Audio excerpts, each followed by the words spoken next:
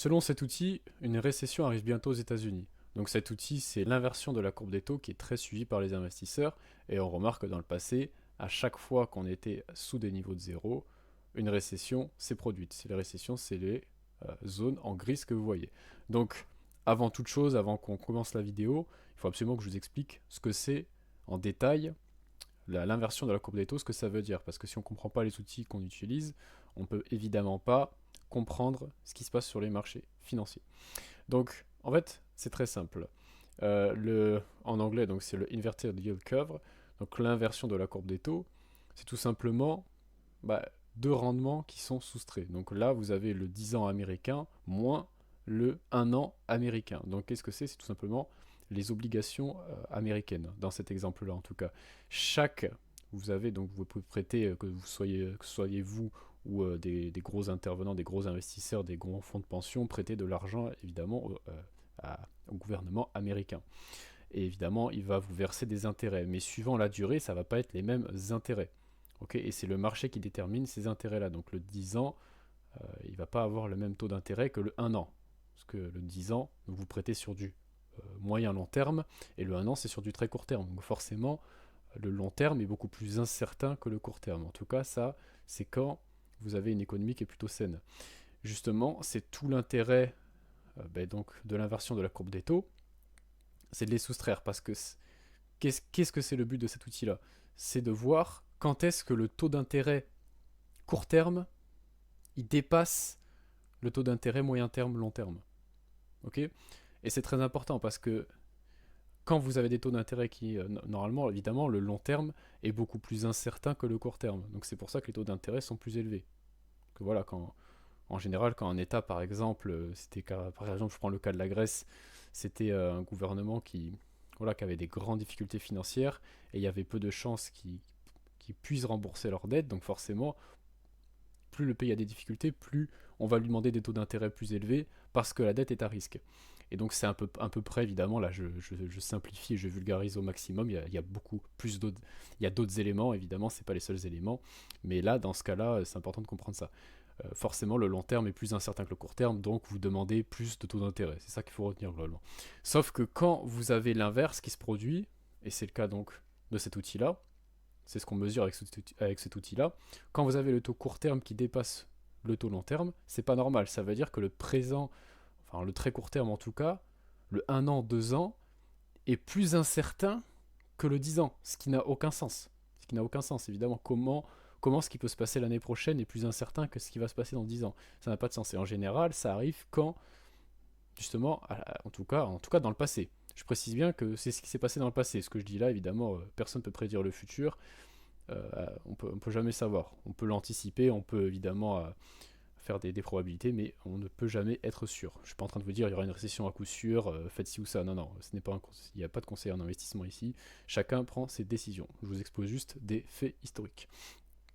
En bref, à chaque fois que ça s'est produit, donc que le taux d'intérêt court terme a dépassé le long terme, à chaque fois que ça s'est produit, on a eu une récession après. À chaque fois. Là, évidemment, ça va dans l'année jusqu'à 70, mais en 1929, donc la Grande Dépression de 1929, c'était exactement la même chose. Il y avait également une inversion de la courbe des taux à chaque fois. Et vous constatez que c'est pas forcément quand on est dans le négatif, quand il y a une inversion de la courbe des taux. Souvent, c'est quand on repart et quelques temps après, vous avez la récession qui arrive. Mais ce que vous remarquerez, c'est à chaque fois qu'on a des grands blancs, ou des périodes où il n'y a pas eu de récession et qu'on a toujours été en expansion économique, il n'y a jamais eu d'inversion de la courbe des taux. Évidemment, la tendance peut changer, mais il n'y a jamais eu, on n'est jamais passé sous zéro à des moments où il n'y a absolument rien eu autour au niveau des récessions. Donc vous voyez que c'est quand même un outil qui est assez puissant. Et alors, il faut bien préciser quelque chose. Les grands intervenants du marché, c'est pas, ils se réveillent un matin, ils disent oh tiens, le très court terme, je le sens moyen, donc les taux court terme vont être plus élevés. Non, c'est pas comme ça que ça marche évidemment. Ils se basent évidemment sur le sentiment économique, sur les chiffres macroéconomiques, ce qui se passe au niveau géopolitique. C'est tout un environnement évidemment. C'est pas comme ça au hasard. Évidemment, il n'y a rien qui se fait au hasard. Mais c'est pas parce que vous avez des données économiques qui sont plutôt bonnes, ce qui est le cas actuellement des États-Unis, on y reviendra juste après, que ça veut dire qu'il n'y a pas de nuages à l'horizon. C'est comme si vous avez un magnifique soleil au-dessus de vous, mais vous voyez à l'horizon des nuages noirs. Bon, vous dites, bon, je peux me prendre la pluie bientôt. Bref. Mais pour l'instant, j'ai du beau temps. On voit également que sur le Initial Jobless, suit l'inversion de la courbe des taux. L'inversion de la courbe des taux qui est en noir, le trait noir, c'est le 0, encore une fois. Donc quand ça passe en dessous, on est en inversion de la courbe des taux et à chaque fois, on a eu une récession après. Vous voyez que pour l'Initial Jobless, c'est exactement la même chose. C'est-à-dire qu'il suit en fait cette inversion de la courbe des taux. Et à chaque fois qu'on arrive à des niveaux très bas et qu'on est sur un espèce de plateau baissier, et vous voyez qu'on repart en hausse avec l'inversion de la courbe des taux qui du coup repasse au-dessus de 0. Comme je vous rappelle, ça à chaque fois que la courbe en général, sauf dans les années, c'est ici, ici par exemple, on a eu la récession directement, mais là on avait eu aussi déjà dans les années 70, on avait eu la crise pétrolière, évidemment, des années 70, mais en général, c'est quand on repasse au-dessus de 0, vous voyez, les années 90, début 2000, et la crise des subprimes également pendant la période Covid. Alors, il est important de préciser que c'est des récessions. Il y a des récessions plus graves que d'autres. Et des récessions qui ont entraîné des plus gros crashs boursiers évidemment que d'autres. La récession de 2008, la crise des subprimes a été beaucoup plus importante que celle du début des années 2000, évidemment. Également, avant la période Covid, on avait déjà une inversion de la courbe des taux. C'est pour ça que certains alertaient sur aussi une potentielle récession avant la période de la pandémie. Et d'ailleurs, certains grands investisseurs ont même dit que le Covid a peut-être finalement repoussé une crise financière, même si évidemment, après, on avait eu une belle baisse des marchés boursiers suite à l'inflation, etc. Mais c'est pas le but de cette vidéo. Maintenant, évidemment, il y a d'autres choses, c'est-à-dire que, donc comme je vous ai montré, l'Initial Jobless suit cette fameuse courbe des taux.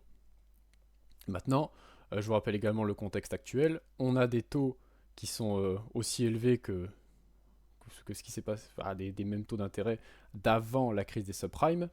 Et je vous rappelle évidemment que les taux d'intérêt sont aussi là pour freiner l'économie, pour lutter contre l'inflation. On est dans une période d'inflation, donc forcément l'inflation a également pesé sur le pouvoir d'achat des ménages, des entreprises, et les taux d'intérêt forcément ralentissent également tout ça. Donc en fait, on a plusieurs facteurs qui sont combinés pour potentiellement avoir bientôt une récession aux États-Unis. Évidemment, une récession aux États-Unis aurait un impact sur l'Union européenne, sur le Royaume-Uni, l'Australie.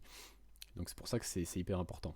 En général, quand une récession part aux États-Unis, c'est un peu effet domino.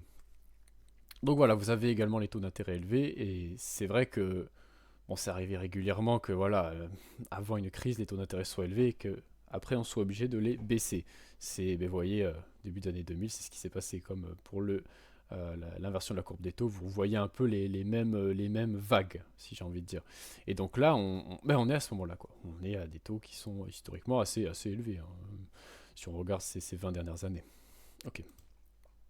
Donc ce que je vous montrais également, c'est ça, c'est qu'on commence déjà à avoir des signes de ralentissement de la croissance américaine. Donc là, regardez, je vais aller voir sur les chiffres de la croissance américaine par trimestre, et vous voyez qu'au troisième trimestre 2023, on était quand même à 4,9%, ce qui est énorme. C'est énorme. Pour un pays occidental développé, c'est énorme. C'est quasiment digne de la Chine, quoi. Mais vous voyez que cette croissance s'effondre, littéralement. En 2 trimestres plus tard, on tombe à 1,6, alors qu'on était prévu à 2, et quelques, je ne sais plus exactement. Je crois que c'est marqué ici. Précédemment, voilà. Le consensus était 2,5%, finalement on tombe à 1,6%. Donc forcément, l'économie américaine, elle commence à ralentir. Alors ça ne se voit pas encore sur le taux de chômage, mais on voit quand même, si on regarde le graphique, on a un taux de chômage qui augmente légèrement. Alors oui, je suis d'accord avec vous, c'est léger pour l'instant, il n'y a rien de flagrant, mais je vous rappelle que à chaque fois, précédemment, le taux de chômage qui précède les récessions et les crises financières, regardez la crise subprime, c'est pareil, on avait un chômage qui augmentait légèrement, mais qui était à des niveaux très bas. Et vous voyez d'ailleurs que ce graphique du chômage, il ressemble aussi à l'inversion de la courbe des taux, mais de toute façon, comme je vous l'ai montré sur ce graphique-là, Initial Jobless. Et vous voyez que ça suit également, donc c'est pas parce que actuellement, maintenant de suite, on est à des niveaux de chômage qui sont très bas que c'est bon, tout va bien. Non, il faut regarder évidemment d'autres chiffres, et d'ailleurs, il y aurait beaucoup d'autres données à regarder, mais Mais bon, la vidéo va durer 6 heures sinon. Après, vous pouvez faire vos recherches de votre côté. Et là, je voulais vous montrer ce graphique donc, du SP500 depuis 1965. Et donc, vous voyez qu'à chaque fois, donc encore une fois, les zones grises, c'est les récessions. Donc, ce qui correspond à l'inversion de la courbe des taux, c'est exactement évidemment les mêmes. Hein. Les récessions, c'est les mêmes pour tous les graphiques, c'est logique. Bon, à chaque fois, mis à part à ce moment-là, on a une petite récession. Bon, c'est vrai qu'on a eu... Après, voilà, on a eu quand même une baisse ici, mais à chaque fois, on a baisse du SP500. Alors, je vous rappelle que c'est un graphique qui à chaque fois fait x2, donc forcément, comment dire, c'est pas 1, 2, 3, 4, 5, 6, 7, 8, 9, 10, vous voyez ce que je veux dire. Donc, pour l'ordre de grandeur, des fois, ça peut un peu perturber les yeux. Mais voilà, tac, tac, tac, voilà. Donc, à chaque récession, vous avez donc une baisse du SP500. Alors, maintenant... Voilà, c'est ça les conséquences. C'est cool. Moi, cette vidéo, je fais vraiment cette vidéo pour... ce qui est important dans le trading et dans l'investissement long terme, c'est d'avoir une vision sur ce qui peut se passer. C'est pas de se dire, ah ouais, je vais prévenir l'avenir au point du marché près, à la date précise. Non, on n'en sait rien. On peut pas prévoir ça. Maintenant, on peut prévoir des scénarios. On peut avoir des scénarios en tête de ce qui a le plus de probabilité d'arriver. Tout est une question, en tout cas pour le trading, une question de probabilité évidemment. Et savoir comment réagit tel ou tel actif, que ce soit devise ou donc indice boursier, c'est pour ça que je vous montre ce graphique-là, pendant ces périodes-là. Alors par exemple pour le marché du Forex, c'est vrai que les valeurs refuges peuvent jouer leur rôle, hein, donc le dollar américain, le franc suisse, le yen japonais, mais le yen japonais encore une fois, ça va dépendre de la politique monétaire de la Bank of Japan, mais par exemple l'AUD, en général le dollar australien dans les récessions, dollar néo-zélandais ne se porte pas très bien, mais le pire c'est le dollar australien. Je ne vous montre pas là, mais le dollar australien des paires majeures du Forex, pour les traders Forex, c'est vraiment la paire la plus à risque. C'est-à-dire que AUD NZD, si vous regardez dans les crises, c'est même l'AUD qui perd plus de valeur que le dollar néo-zélandais. Donc voilà, ça c'est important évidemment de... Voilà, il faut se faire des scénarios pour pas être pris de court et ne rien comprendre à ce qui se passe. Et actuellement, on a pas mal, c'est vrai qu'on a pas mal d'éléments qui pourraient nous faire penser que bientôt on pourrait avoir une récession. Alors évidemment, on ne sait pas quand, est-ce que ça va arriver.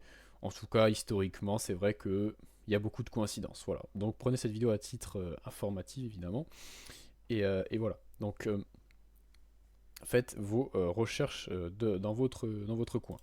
Et pour évidemment les traders, voilà, vous pouvez aller voir sur mon site où je vous présente ma formation. Donc je vous explique la stratégie voilà, sur le site à peu près ce qui vous attend, les différents modules. Donc vous voyez, c'est une formation vraiment basée sur l'analyse fondamentale, quantitative et technique. Hein. On met l'accent sur le fondamental également, parce que le technique, on parle beaucoup d'analyse technique sur les réseaux sociaux. Évidemment, il n'y a pas que ça. Sans analyse fondamentale, c'est très très compliqué d'être rentable sur le long terme. Pour moi, c'est même pas possible, parce que vous comprenez rien à ce qui se passe. Vous pouvez pas vous permettre de juste rentrer parce qu'il y a des droites... ce que vous avez tracé des droites, c'est pas sérieux. Et également, vous avez des groupes privés Discord où je partage mes analyses, également les news importantes, avec les news Bloomberg qui sont normalement accessibles à des versions payantes. Donc je partage toutes ces news-là. On peut également parler pour que je corrige vos SL.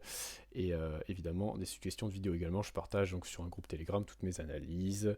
Je fais une vidéo par semaine où je vous explique tout ce que je fais. Voilà, tout ce que j'attends du marché, je vous partage mes opportunités de trading. Et voilà, vous avez des exemples ici que je partageais. Là par exemple j'étais baissier sur l'euro USD, vous voyez cette ligne rouge, c'est quand je l'avais publié, c'est exactement ce qui s'est passé après. Évidemment c'est clair et sans blabla inutile, ça je le précise parce que je vois trop de gens qui parlent pour rien dire. Moi je vais droit au but, et voilà. Donc écoutez, c'est tout pour cette vidéo, ça vous prouve que je vais droit au but.